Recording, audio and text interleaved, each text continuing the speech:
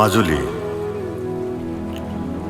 দুজনা গুৰুৰ পদৰে ৰঞ্জিত পুণ্যভূমি, পৃথিৱীৰ বৃহত্তম নদীদ্বীপ তথা অনন্য সত্ৰীয়া সংস্কৃতিৰ প্ৰাণকেন্দ্ৰ মাজুলী।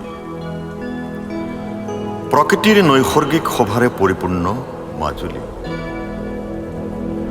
য'ত প্ৰতিনিয়ত প্ৰতিধ্বনিত হয় হৰিনামৰ অমিয়াত ধ্বনি। তামস আকাশখনৰ স্তব্ধতা ভাঙে কোমল কহুৱা ফুলে।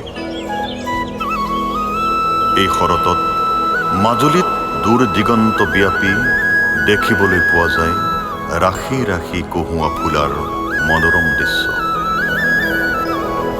কবি গীতিকাৰে কোৱাৰ দৰে পথাৰৰ কহুৱা ফুল আৰু নীল আকাশৰ বগা ডাৱৰবোৰ কোনোবাখিনিত একাকাৰ হৈ পৰিছে। মনোৰম প্ৰাকৃতিক সৌন্দৰ্যৰে পূৰ্ণ মাজুলীৰ বিভিন্ন অঞ্চলত থকা বিলসমূহ হৈছে পৰুভূমি পক্ষীৰ বিচৰণথলী। খৰালি কাল অহাৰ লগে লগে ইয়াৰ চাকলি, ভেৰেকী, ডাউকপাৰা, বৰবিলা, দুবৰিতলী, ৰামবলি আদি বিলসমূহ দেশী বিদেশী পক্ষীৰ কলৰৱে মুখৰ কৰি তোলে। মাজুলীত উদযাপন কৰা প্ৰধান উৎসৱসমূহৰ ভিতৰত অন্যতম হ'ল পালনাম।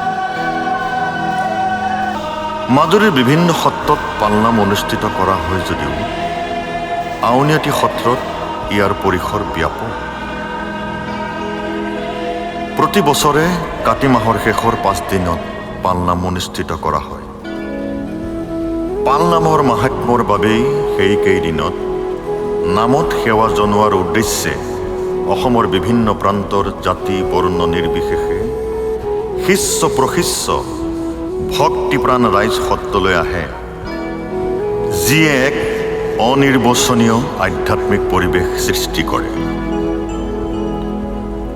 অসমৰ বিভিন্ন ঠাইত শ্ৰী শ্ৰীকৃষ্ণৰ ৰাসলীলা উদযাপন কৰা হয় যদিও মাজুলীৰ ৰাসৰ এক অনন্য আকৰ্ষণ আছে।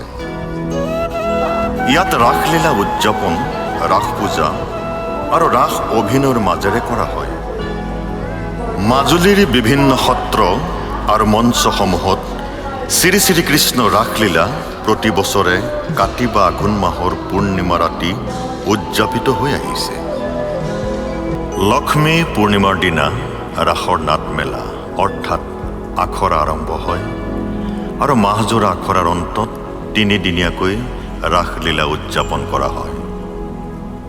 1840 খ্ৰীষ্টাব্দত আৰম্ভ হোৱা দক্ষিণপাট সত্ৰ ৰাস পূজা আৰু অভিনয়ৰ মাধ্যমেৰে অনুষ্ঠিত হয়। ৰাসলীলা উদযাপনৰ কাৰণে কল্পিত বৃন্দাবন সজাই সত্ৰৰ এজনা আৰাধ্য বৃক্ষ বৃন্দাবন চন্দ্ৰক প্ৰতিষ্ঠা কৰি পূজা কৰে।